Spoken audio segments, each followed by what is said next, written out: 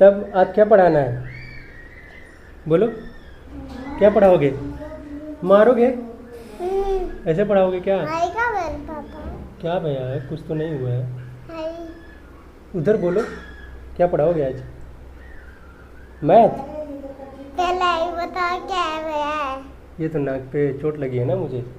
कैसे? चलो तो बच्चों, क्लास 12th की मैथमेटिक्स का जो एक्सरसाइज 1.1 है, जो पहला पार्ट है एनसीईआरटी की बात करें तो मैथ्स की जो पहला पार्ट है, पहला बुक है जो, उसकी जो एक्सरसाइज 1.1 है, उसमें आज हम एक क्वेश्चन नंबर 5 सॉल्व करेंगे। ये क्वेश्चन रिलेशंस पर बेस्ड है। हमने रिलेशन को बहुत अच्छे तरीके से एक वीडियो में बताया भी है, इसको इंट्रोड्यूस किया है कि रिलेशन आखिर क्या होता है, रिलेशन के टाइप्स क्या होते हैं, empty relation, equivalence relation, universal relation, symmetry और ट्रांजिटिव रिलेशन क्या होते हैं, ये सब कुछ हमने बाकायदा बताया हुआ है। और उस टॉपिक को ख़त्म करने के बाद हम ये एक्सरसाइज स्टार्ट कर रहे हैं और उसके बाद इसमें सारे क्वेश्चंस हमने किए हुए हैं। 4 क्वेश्चन हमने कर दिए हैं, जिसमें पहला क्वेश्चन थोड़ा बड़ा था, लेंदी था, दूसरा तीसरा चौथा भी कंप्लीट हो चुका है। 5वां क्वेश्चन आज देखते हैं और ये रिलेशन पर बेस्ड है। रिलेशन हमने पढ़ा हुआ है। रिलेशन क्योंकि एक सेट का ही पार्ट होता है, रिलेशन असल में एक सेट होता है, और कहें तो फिर जिस सेट की बात करता है जिस पर रिलेशन डिफाइंड होता है उसी का वो सबसेट होता है। तो आज हम रिलेशन पर बेस्ड एक क्वेश्चन करने जा रहे हैं। सबसे पहले इस क्वेश्चन को रीड करेंगे, देखेंगे कि ये आखिर इसमें क्या दिया हुआ है, उसके बाद इसको अप्रोच करेंगे और सॉल्व करेंगे। Check whether the relation R in real numbers defined as R equals to, curly bracket है, a कॉमा b है और उसके बाद such that a is less than or equals to b square है। इसको पता करना है कि ये रिफ्लेक्सिव है कि नहीं है, सिमेट्रिक है कि नहीं है, और फिर ट्रांजिटिव है कि नहीं है। ये तीनों बातें यहाँ पर चेक करना है। अगर तीनों बातें संयोग से अगर ये रिफ्लेक्सिव भी हो जाए, सिमेट्रिक भी हो जाए और ट्रांजिटिव भी हो जाए तो इस रिलेशन को इक्विवेलेंस रिलेशन भी हम कह पाएंगे। देखिए पहले जो जिस सेट की बात कर रहा है जहाँ रिलेशन डिफाइंड है वो कौन सा सेट है? रियल नंबर का सेट है। ठीक है, रियल नंबर्स में सारे नंबर्स आ जाते हैं, तो पहले उसके सेट को लिख लेते हैं। जो रियल नंबर का सेट है उसे लिख लेते हैं। इसके अंदर कौन कौन से जो मोटा जो अपने एलिमेंट हैं उसको लिख लेते हैं। ठीक है, जैसे अब रियल नंबर के अंदर सारे नंबर्स आ जाते हैं। फ्रैक्शन हो गया, इंटीजर हो गया, माइनस वाले हो गए, अपना रूट हो गया, स्क्वायर रूट, क्यूब रूट, सब कुछ आ जाता है, बस इमेजिनरी नंबर नहीं आता है। तो सपोज दैट 0 भी इसमें आता है, 1 भी आता है, -2 भी आएगा, नेगेटिव नंबर्स भी आएंगे, 5 भी आएगा, सब कुछ आएगा।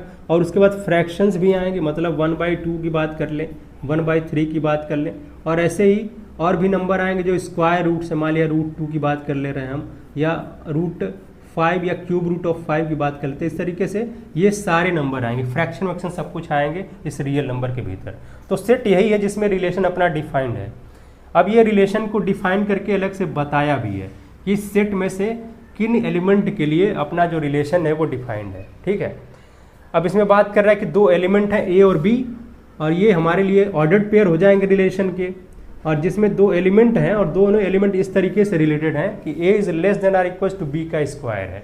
ठीक है, इससे चेक करना है कि रिफ्लेक्सिव है कि नहीं, सिमेट्रिक है कि नहीं, ट्रांजिटिव है कि नहीं। सबसे पहले हम चेक करेंगे कि यह रिफ्लेक्सिव है कि नहीं। ठीक है, रिफ्लेक्सिव है कि नहीं, इस बात को हम चेक करेंगे कि ये रिलेशन रिफ्लेक्सिव है कि नहीं। रिफ्लेक्सिव के लिए क्या होना चाहिए कि जो एलिमेंट है वो खुद से उसी रिलेशन से रिलेटेड हो। ठीक है, अपने आप से खुद का अपने साथ ही उसका वही रिलेशन हो जिस रिलेशन की बात क्वेश्चन में की जा रही है। मतलब अगर हमने इस B की जगह पर भी A कर दिया है, इस B की जगह पर भी A कर दिया है, अब इसको कैसे लिख पाएंगे हम?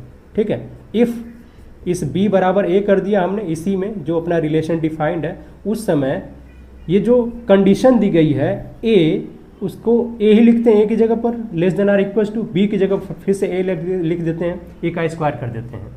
ठीक है, अब क्या A अपने स्क्वायर के से कम हो सकता है या बराबर हो सकता है?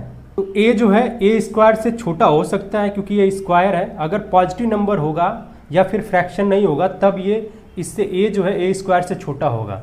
ठीक है, और बराबर की तो बात ही छोड़ दे, बराबर नहीं होगा। लेकिन जरा फ्रैक्शन लेते हैं यहीं पर। अब हम कुछ पर्टिकुलर फ्रैक्शन ले लेते हैं। मान लिया कि अगर हमने 1/2 कर लिया है, यहाँ पर एक जगह पर 1/2 कर लिया है। अब इस 1/2 को देखते हैं कि क्या ये रिलेशन से डिफाइंड होता है, अपने आप से खुद ये रिलेटेड होता है कि नहीं होता है। यानी कि यहीं पर अगर हम 1/2 कर लेते हैं और less than or equal to करते हैं और फिर 1/2 का क्या करते हैं, स्क्वायर करते हैं, क्योंकि दूसरी साइड स्क्वायर है ना। अब उसके बाद 1/2 इधर आएगा, less than or equal to 1/4 हो जाएगा। ठीक है, ये वैल्यू 1/2 है, ये 1/4 है, इसकी वैल्यू 0.5 आती है और ये जो हम इसको डेसिमल में कन्वर्ट करेंगे तो 0.25 आएगा। बड़ी कौन सी वैल्यू है, ये वाली बड़ी वैल्यू है, लेकिन लिखा है less than or equal to. तो 1/2 क्या 1/4 से कम है या फिर बराबर है? बिल्कुल नहीं है, ये रिलेशन यहाँ पर डिफाइंड नहीं है। इंटीजर के लिए तो डिफाइंड था, नॉर्मल के लिए, ठीक है, नेगेटिव पॉजिटिव नंबर के लिए भी डिफाइंड था, लेकिन फ्रैक्शन में हमने देखा कि इसका जो पूरा रिलेशन है वो फेल हो जा रहा है, मतलब ये रिफ्लेक्सिव नहीं हो सकता। ठीक है, ये जो रिलेशन है वो रिफ्लेक्सिव नहीं हो सकता।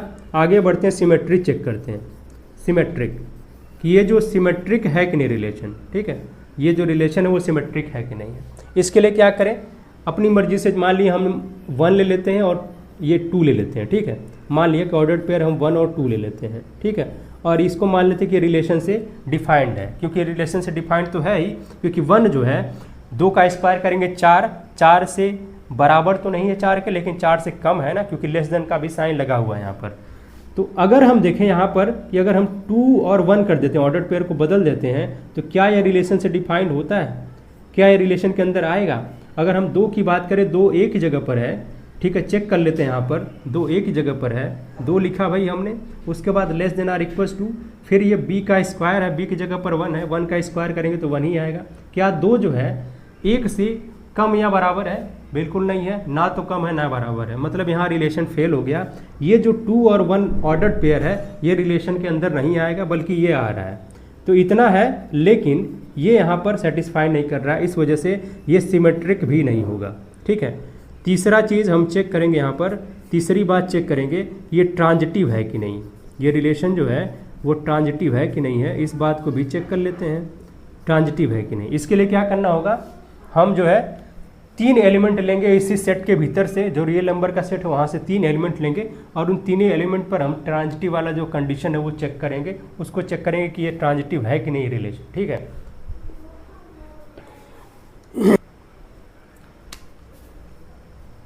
और वो 3 नंबर हम ले लेते हैं, मान लेते हैं कि 1 जो है और -2, इसकी बात कर लेते हैं। ठीक है, अगर इसकी बात करें तो ये रिलेशन में है, क्यों? क्योंकि 1 का -2 का स्क्वायर करेंगे तो 4 आएगा और 1 जो है 4 से कम हो जाएगा। और साथ ही साथ अगर हम -2 को 1/2 के साथ यहाँ पर देखें, इसको रिलेट करके, तो ये भी रिलेशन का एक पार्ट हो जाएगा, मतलब ये भी रिलेशन के अंदर एग्जिस्ट करेगा। क्यों? क्योंकि -2 जो है एक नेगेटिव नंबर है, और फिर जैसे ही यहाँ पर हम 1/2 का स्क्वायर करेंगे 1/4 आएगा, चाहे जितना भी छोटा हो जाए, 1/4, 1/2, 1/8, 1/10 हो जाए, लेकिन इन नेगेटिव से तो बड़ा ही होगा, और इस वजह से ये यहाँ पर सेटिस्फाई कर रहा है, ये चीज़ है। लेकिन क्या ये जो 1 है, पहला ऑर्डर पेयर का यहाँ पहला एलिमेंट और यहाँ दूसरा एलिमेंट दूसरे वाले का, इसमें 1 क्या है, 1/2 से रिलेटेड है क्या? ये अगर चेक करेंगे तो 1 और उसके बाद कॉमा लगा करके 1/2 करेंगे और ये चेक करेंगे कि क्या रिलेशन के अंदर है, क्या ये रिलेशन का पार्ट है, रिलेशन का मेंबर है। 1 लिखेंगे यहाँ पर और उसके बाद less than or equal to लगाएंगे, 1/2 करते हैं तो स्क्वायर करेंगे, इसका 1/4 हो जाएगा। क्या 1 जो है 1/4 से कम या बराबर है? बिल्कुल भी नहीं, ना तो ये कम है ना बराबर है, बल्कि 1 जो है 1/4 से बड़ा है। ठीक है, इस वजह से ये जो है ये ऑर्डर्ड पेयर यहाँ एग्जिस्ट नहीं करेगा, और इस वजह से अपना जो ये रिलेशन है वो ट्रांजिटिव भी नहीं होगा। रिफ्लेक्सिव पहले नहीं था, सिमेट्रिक पहले नहीं था, अभी आया कि ये ट्रांजिटिव भी नहीं है। अब इसे कह सकते हैं ये जो रिलेशन है हमारे पास क्वेश्चन नंबर 5 में, ये इक्विवेलेंस रिलेशन भी नहीं है, क्योंकि ना तो सिमेट्रिक आया, ना रिफ्लेक्सिव आया, ना ट्रांजिटिव आया।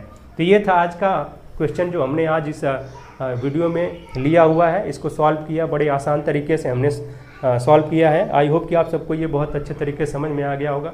चीज़ें क्या है, जो बेसिक है उस चीज़ को हर जगह अप्लाई करना सीखें। बेसिक अगर आपको आता है तो बड़े से बड़े क्वेश्चन सॉल्व हो जाएंगे। अगर बेसिक में कोई प्रॉब्लम है, डाउट है, तो प्रॉब्लम होती है, हमेशा प्रॉब्लम बनी रहती है। इस वजह से हमारा यह फोकस रहता है कि हम बच्चों को ये समझाएं कि बेसिक पर फोकस किया जाए, जो फाउंडेशन है उसको बेहतर बनाया जाए, और फिर उसके बाद अगर आप किसी क्वेश्चन को अप्रोच करते हो, चाहे वो ईजी हो, चाहे टफ हो, चाहे किसी भी लेवल का हो, तो आप जो है बेसिक को अप्लाई करते हुए वहाँ उसको अप्रोच कर सकते हो और फाइनली आप आंसर तक पहुँच सकते हो। तो हमें उम्मीद है कि आप सबको ये बहुत अच्छे तरीके से ये जो डिस्कशन है, जो सोल्यूशन अच्छे से समझ में आया होगा। अगर उसके बाद भी कोई डाउट है तो आप कमेंट बॉक्स में हमें कमेंट कर सकते हो और हम उस डाउट को ज़रूर क्लियर करेंगे एक नेक्स्ट टाइम। फिर मिलते हैं एक नए क्वेश्चन के साथ, नए टॉपिक के साथ, मैथमेटिक्स के नए टॉपिक और क्वेश्चन के साथ नेक्स्ट वीडियो में।